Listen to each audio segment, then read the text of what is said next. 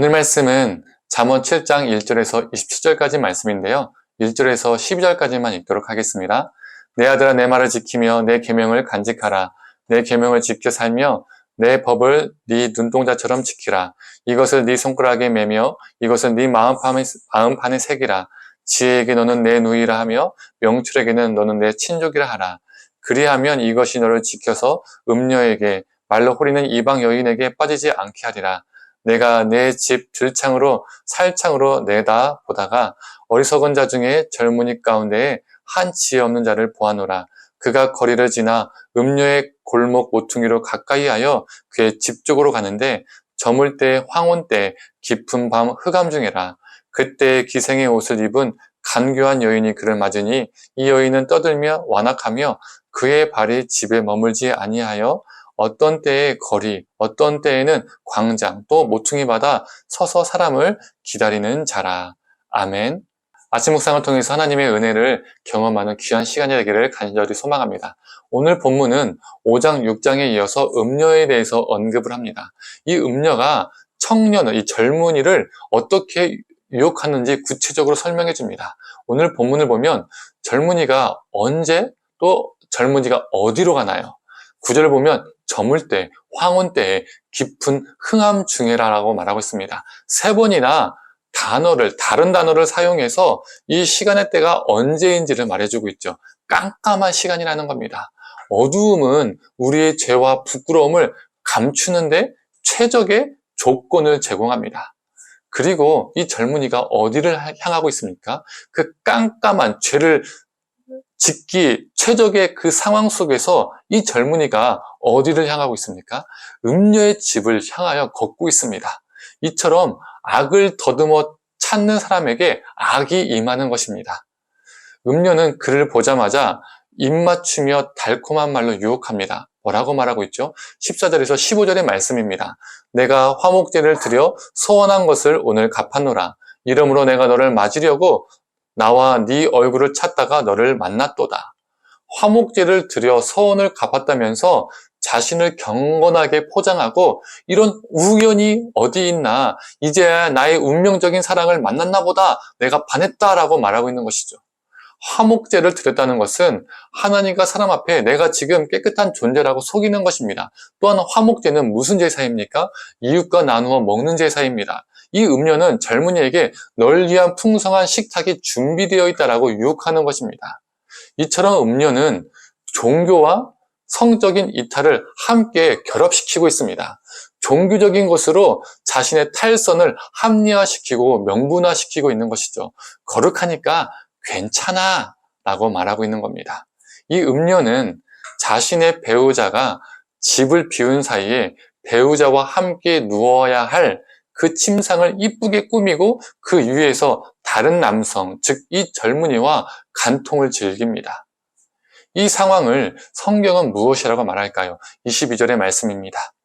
젊은이가 곧 그를 따랐으나 소가 도수장으로 가는 것 같고 미련한 자가 벌을 받으려고 쇠사슬에 매이러 가는 것과 같도다. 음녀의 유혹에 넘어가는 것은 소가 도수장, 즉 도살장에 끌려가는 것과 같다라고 말하고 있습니다. 결국 이 젊은이는 음녀의 먹잇감이 되어 죽음을 맞이하는 것이죠. 그런데 이렇게 죽음이라는 멸망을 경험하게 된 자가 이 젊은이 한 사람만 아니라는 것입니다. 26절의 말씀입니다. 대저 그가 많은 사람을 상하여 엎드러지게 하였나니 그에게 죽은 자가 허다하니라. 이 음녀에게 죽은 사람이 허다하다고 무수히 많다라고 오늘 본문은 말해주고 있습니다. 이게 뭘 말해주는 걸까요? 어느 누구나 이 음녀에게 공격당할 수 있다는 겁니다. 유혹당할 수 있다는 겁니다. 이 음녀는 우리가 거하는 모든 시 공간 속에서 우리에게 추파를 던집니다. 하지만 오늘 본문은 이 음녀의 유혹을 물리치기 위한 방법을 제시해 줍니다. 4절에서 5절의 말씀입니다. 지혜에게 너는 내 누이라 하며 명철에게 너는 내 친족이라 하라. 그리하면 이것이 너를 지켜서 음녀에게 말로 호리는 이방 여인에게 빠지지 않게 하리라. 지혜를 누이와 친족이라고 할 정도로 가까이 두라는 겁니다. 지혜가 우리 옆에 굳건히 버티고 있어서 음녀가 다가오지 못하게 하라는 거죠. 지혜가 음녀의 유혹을 차단시켜 준다는 겁니다. 내가 사랑하는 배우자가 내 옆에 바짝 붙어 있다면 다른 존재들이 나에게 추파를 던지지 못하게 되는 것이죠. 이 지혜는 바로 여호와 하나님을 경외함으로부터 옵니다. 경외는 두려움이죠. 우리가 지혜를 옆에 바짝 붙여야 되는데 그 지혜가 여호와를 경외하는 것이라는 겁니다.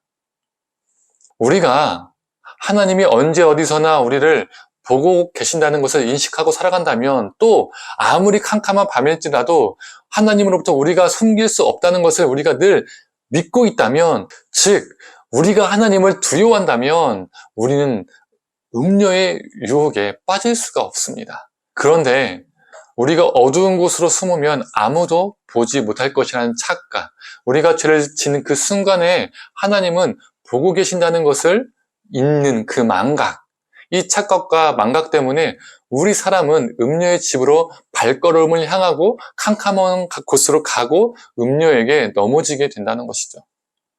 오늘 본문은 음녀의 유혹을 이야기하면서 죄가 가진 특징을 말해주고 있습니다. 죄는 교묘하고 매력적이어서 우리의 마음을 현혹하게 합니다.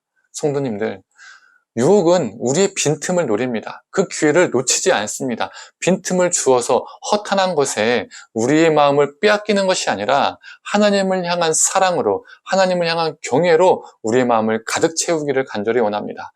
오늘 하루도 말씀으로 무장하고 하나님을 의지함으로써, 하나님을 더욱더 사랑함으로써 죄와 싸워 승리하는 거룩한 우리가 되기를 간절히 원합니다. 함께 기도하겠습니다. 하나님, 우리가 그 캄캄한 밤을 선호하고 그 캄캄한 어두운 곳을 향해서 내딛는 발걸음, 그 발걸음이 죄의 유혹에 넘어지는 그 순간이고 빈틈을 주는 그 순간임을 기억하면서 살게 하여 주시옵소서. 하나님, 우리 삶의 발걸음이 어두운 곳을 향한 것이 아니라 오직 하나님만을 향하며 살게 하여 주시고 그 하나님의 지혜를 더욱더 붙들며 살게 하여 주시옵소서. 하나님을 더욱더 경외하며 살게 하여 주시옵소서. 우리가 하나님이 보지 못한다는 그 착각과 망각 속에서 살아가는 것이 아니라 하나님이 우리를 늘 보고 계신다는 그 진리를 기억하면서 하나님을 두려워함으로 죄를 우리가 흡수하고 받아들이는 것이 아니라 싸워 승리하는 존재가, 그 지혜로운 존재가 되게 하여 주시옵소서. 감사드리며 사랑이 많으신 예수님의 이름으로 기도드립니다. 아멘.